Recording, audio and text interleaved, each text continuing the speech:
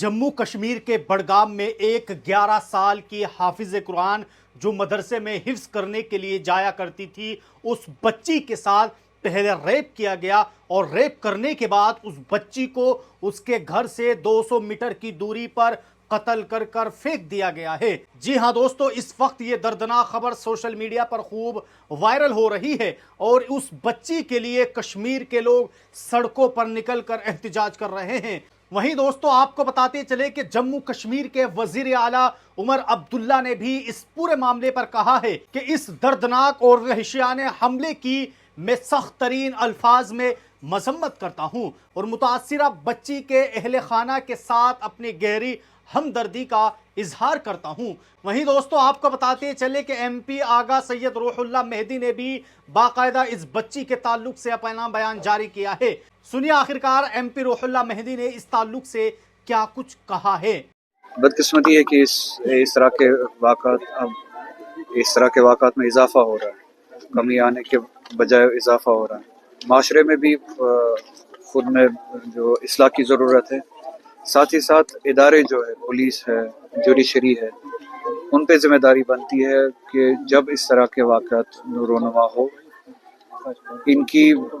रुकावट के लिए या इन वाक़ात के बाद इस तरह के कानून के खौफ के लिए इक़दामात उठाए ताकि। अगली खबर के ताल्लुक से बात करें तो मुल्क की राजधानी दिल्ली में बीजेपी के एमएलए विधायक करनील सिंह के हाथों में हथौड़े लिए एक जेर तामीर मदरसे को तोड़ने के लिए एक पूरी भीड़ के साथ इकट्ठा होता है और दीवार गिरा दी जाती है। जो मदरसा बनाया जा रहा था, उस भीड़ के साथ उस पूरे मदरसे को गिरा दिया जाता है। उसके बाद बीजेपी के एमएलए ने मदरसे को सरकारी जमीन पर नाजायज तौर पर तामीर शुदा बताते हुए और वहां एक दहाड़ी टोपी वाले शख्स के कहते हुए दिखाई देते हैं कि यहां अब ना मस्जिद बनाई जाएगी और ना ही नमाज पढ़ी जाएगी। अब इस पूरे मामले के ताल्लुक से जमीयत उलमा हिंद मैदान में आ चुकी है और जमीयत उलमा हिंद का आज एक वफ्द दिल्ली के एसपी के पास पहुंचता है और जमीयत उलमा हिंद के इस वफ्द ने दिल्ली पुलिस से डिमांड की है कि बीजेपी के एमएलए करनील सिंह के खिलाफ सख्त से सख्त कार्रवाई होनी चाहिए। आखिरकार जमीयत उलमा हिंद ने प्रेस नोट जारी करते हुए इस मामले के ताल्लुक से और क्या कुछ लिखा है, आइए उनके प्रेस नोट को देख लेते हैं। नई दिल्ली 25 मई सदर जमीयत उलमा हिंद मौलाना महमूद असद मदनी,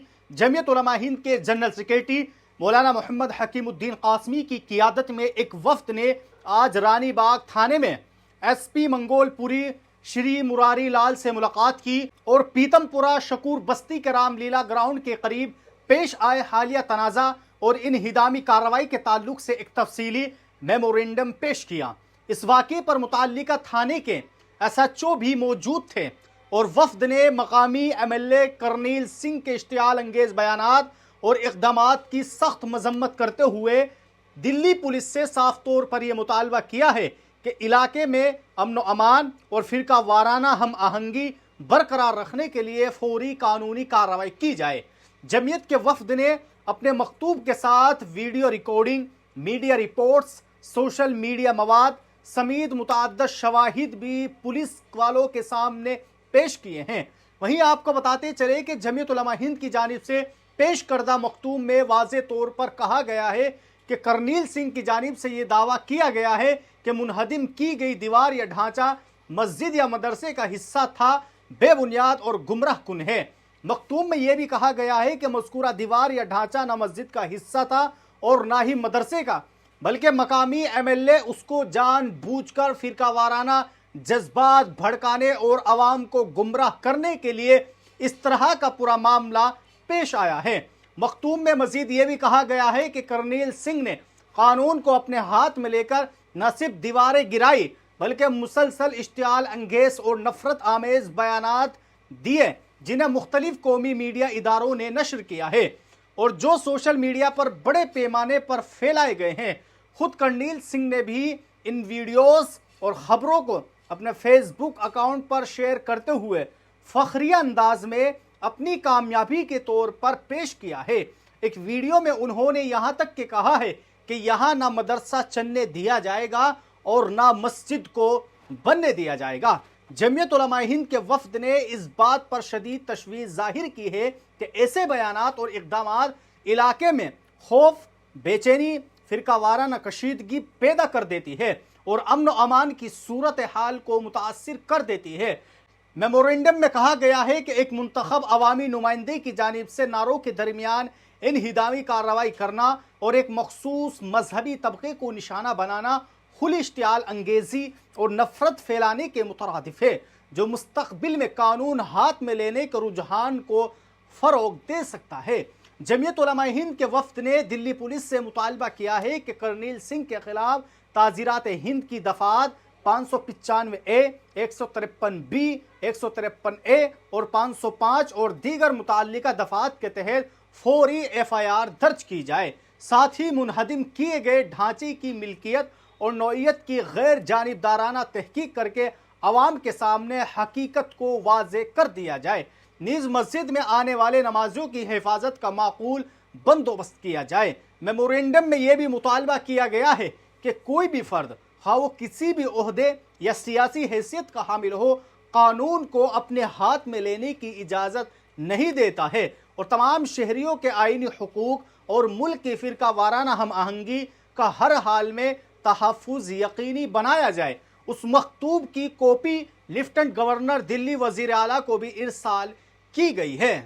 اس موقع پر جمعیت علماء ہند کے جنرل سیکریٹری مولانا محمد حکیم الدین قاسمی نے بتایا کہ وہ دلی پولیس کمشنر اور متعلقہ DCP سے صورتحال سے متعلقہ کئی دنوں سے رابطے میں ہے تاکہ علاقے میں کسی بھی قسم کی فرقہ وارانہ کشیدگی کو روکا جا سکے اور قانون کے مطابق کارروائی یقینی بنائی جا سکے۔ جمعیت علماء ہند کے وفد میں ناظم عمومی جمعیت علماء ہند کے ہمراہ مولانا آفتاب عالم صدیقی، ناظم اعلیٰ جمعیت علماء صوبہ دہلی مولانا مفتی خلیل قاسمی، نائب صدر جمعیت علماء صوبہ دہلی قاری محمد عارف قاسمی، نائب صدر جمعیت صوبہ علماء دہلی، مقامی ذمہ داروں میں مولانا جمشید امام مسجد نور الہی پیتم پورہ، ڈاکٹر محمد یوسف پیتم پورہ شامل تھے۔ تو بہرحال دوستو، آپ سب لوگوں نے اس ویڈیو کے اندر یہ کچھ وائرل خبریں دیکھی جس میں سے آپ سب لوگوں نے صاف طور پر دیکھا کہ کس طرح کشمیر میں ایک حافظہ قرآن کو کہ جو مدرسے میں حفظ کرنے کے لیے جا رہی تھی کہ کچھ درندوں نے اس لڑکی کو پہلے پکڑا